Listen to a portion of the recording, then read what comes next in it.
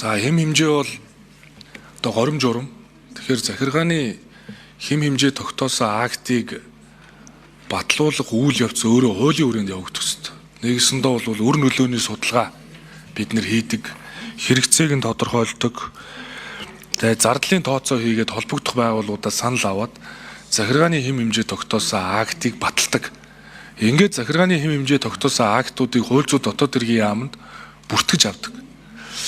Хууль зүйн дотоод хэргийн яам хууль давсан ямар нэгэн одоо хэм хэмжээ тогтоосон заалтууд байгаа хэсгээр за хуулийн давхардл хийдэл зөрчилдөр нь бол дүгнэлт өгөөд хууль зүйн дотоод хэргийн яам бүртгэдэг. Ингээд их хурлын захиргааны актууд за системд нэгтгэж байгаа. Дээрээс нь засгийн газрын хяналт шинжилгээ үнэлгээний мэдээллийн цахим сан new үнэлгээ government дээр бас нэгтгэж байгаа. Нэгэсэндээ манай улсын хэмжээнд хэрэгжиж байгаа энэ их хурлаас баталж байгаа захиргааны актууд, засгийн газраас баталж байгаа захиргааны актууд нэг мэдээллийн санд нэгтгэхгүй байгаа дээр бол бид нар үнэлт дүгнэлт хийх ёстой.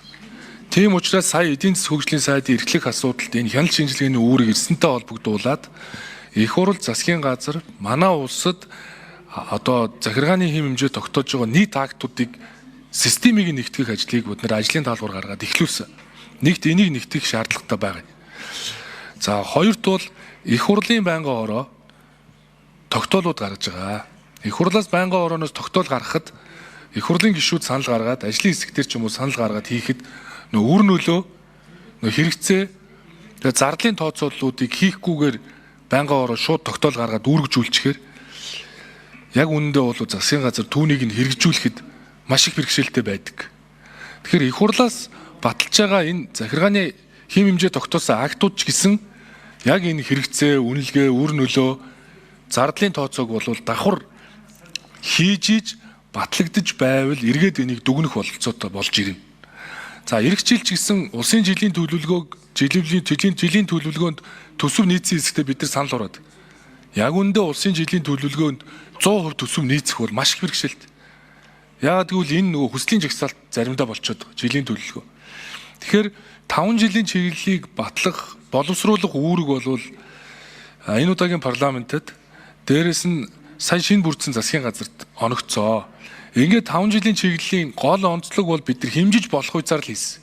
Хүслийн жагсаалт биш, шууд индикаторуудыг тавиад хурж болох хуйц, тодорхой, хэмжигдэх хуйц, цаг хугацаатай бодиттой гэдэг энэ шалгууруудыг барьсантай адилхан за эх жил ч гэсэн жилийн төлөвлөгөө 5 жилийн чиглэлдээ нийцээд энэ байнгын ороо их хурл засгийн газар аль ч төвшөнд гаргаж байгаа актуудыг бол яг тэр нөгөө индикаторуудыг нь тавиад хэмжээд явбал эх жил байнгын орон дээр орж ирээд ингээд нэг 37-8% одоо гүйцэтгэл сайн байна гэдээ ингээд яриад суухгүй юм.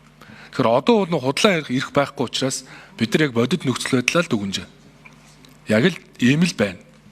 Олон тогтоол гардаг, олон их хурлын тогтоол гардаг, байнгын орооны тогтоол гардаг. Тэгээ яг биелж байгаа байдал бол нэг ийм л нөхцөл байдалтай байна.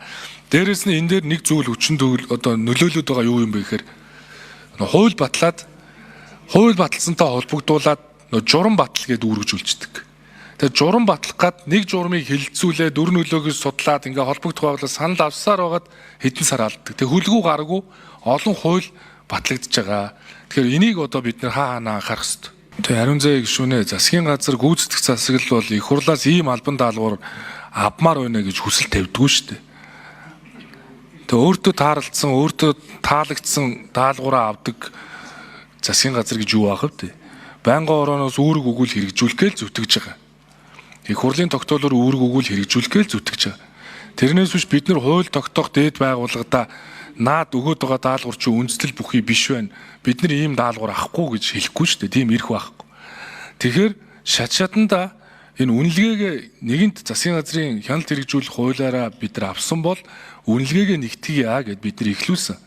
За байнгын орооноос үүрэг даалгавар өгж ивэл түүрийгээ бас хэмжигдэхүүц байдлаар өгөөрөө гэдгийг бол бид нар хүсэлтэл тавьж болно.